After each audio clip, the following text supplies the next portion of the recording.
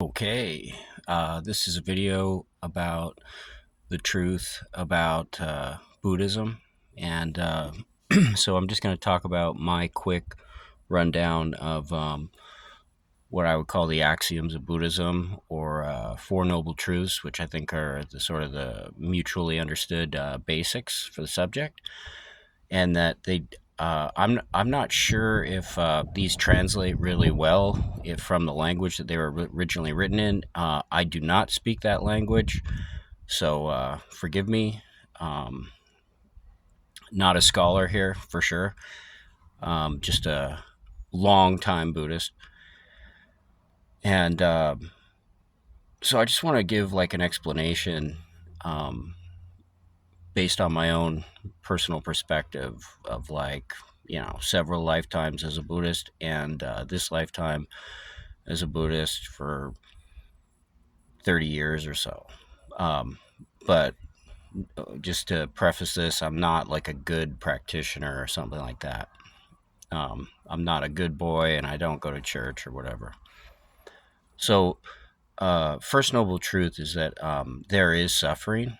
So my understanding of that is that there is a condition that is undesirable and perpetually, sort of like, as an analogy, sort of like a perpetual question that never gets an answer, like a condition of waiting for something to arrive that never does. And then if and when it does arrive, it's not as expected. So in this, if you look all around, basically nothing is ideal. Um, for example, if you sit by yourself with your eyes closed, you can imagine, particularly if you're like an artist, if you can write a song, you can get the idea of an ideal where you can replay or create some kind of a sound or a piece of music or art in your own mind, sort of like a composer, where you could actually have a very high level duplication and perception with that work of art that you've created, but no one knows about it yet. And then the minute that you try to bring that out into the world, you're sort of limited by, technology, maybe instruments. You're basically limited by your expression. So even if you try to be, even if you're not so much reliant on the outside world, you're fairly independent and creative, there's still this sort of unsatisfactoriness, because it's always it's tough to really communicate and really make sure that people get what you're trying to communicate. And so there's always this sort of semantic misunderstanding, and it's sort of perpetual. So those are just to keep it short. Those are like sort of, so it's sort of unsatisfactory. Like whenever you wish you were starting something new, you're stuck in the middle. Whenever you're in the middle, you wish you were starting something new, right? Or when you're forced to start something new, you wish that you were in the middle of something successful. Or if you're ending something in your life, you wish that it wasn't ending, right? This is sort of like very sort of, that's sort of how it is, right? So that sort of condition is caused, they call is called dukkha, which means, it's just a word for that sort of unsatisfactory feeling, energy. But how I would explain it, it's reliance on external energy. And this is basically reliance on sunlight, reliance on food for energy, reliance on housing, reliance on your mother, reliance on your brothers and your girlfriend and your boyfriend, and the pull for external energy. So, and it's that sort of desire that is, because once you, even if you get what you want, even if it does happen for you, It will always end when you don't want it to end, and then you have to go and try and replace it, right? So, uh, energy in this world, when you're dependent on external energy, it's always scarce. It's always scarce. So, sort of like the way out of that is not to neglect energy, but to become, first, sort of minimize your dependency on outside sources of energy.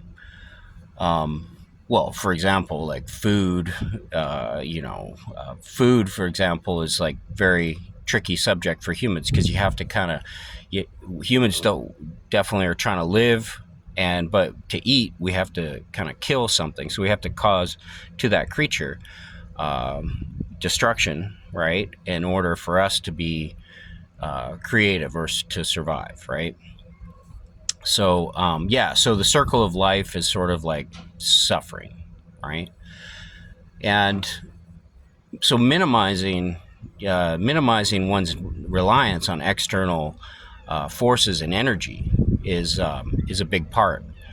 And so as you start to simplify it more and more and more, you start to get like more of a better feeling, a more natural, better feeling comes along. And as that natural, better feeling comes along, one becomes more able to focus that, and to sort of, sorry, the light went off, and to sort of narrow it down and concentrate and sort of, until one can get that uh, good feeling, which they call sukha, uh, which is apparently just coming from you. So basically, you notice this good feeling. You don't really know where it's coming from, but as you focus more and more and more and more, you pretty much gain control of your own energy, and you become able to sort of pinpoint, like a battery has a terminal. Your awareness is one side of the battery, and the object of your intention, the point of interest or the point of location, is creates an energy flow that can be very precisely controlled. Um, so as you can start to do that, you realize, okay, so perception itself, as it's coming in from an outside source, right, is sort of dukkha.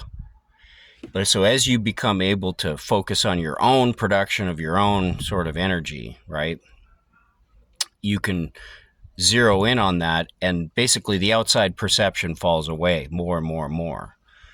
So eventually you become stronger, stronger, stronger until you get to a point where 50% of your perception is coming from outside source, or this is a theoretical point, and where 50% of your perception is coming from your own live causation right now, right? Um, and probably the reason why it's called sukha is because it has a pleasant sensation. It's like an aesthetic. It's like a beautiful feeling, right? As you ramp that up, it becomes like serenity, right? So that's actually the real being of the soul or whatever. And then there is a path, right, to overcome that. So there's like the perception from outside source is greater than, perception of one's own uh, energy. Then you get them up, trying to get them up to about even. And then if you go very, very spiritual, you can basically get to the point where you can be aware of only your own production of an aesthetic energy, and then beyond. So so the path that you have to get to that point, right, is the way, right? That's my take on the Four Noble Truths. Um, I find them to be kind of translated very, very poorly, and I think it's led to uh, sort of like misunderstandings in just, what the heck are you doing, right? because intellectually you can improve by just doing, improved morality, right? That by itself will definitely improve your life and your happiness and all of the important parts of a regular life.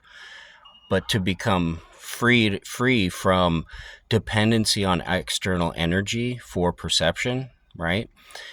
Think of it like this: a snake that's wrapped, swallowing its own tail. That is really what the soul is, right? Now, the reason why soul is a bad word and not an inaccurate word is because soul itself in this state. It does not have form, and it does not have assigned location. Okay, but that doesn't even matter, because if you just focus on the kind of good sukha feeling, eventually you'll figure all that shit out. So there really, you might as well just think about it like you are a soul, right? It's confusing because your body even is, it feels like here-ness. Your body feels like here-ness, so it's occupying the same space as you, right? But actually it's not. Your body is there-ness, okay? So your body is an external source of perception. So once you kind of you realize that, I mean, then oh yeah, I'm not my body, right? Anyway, whatever. Hope that helps.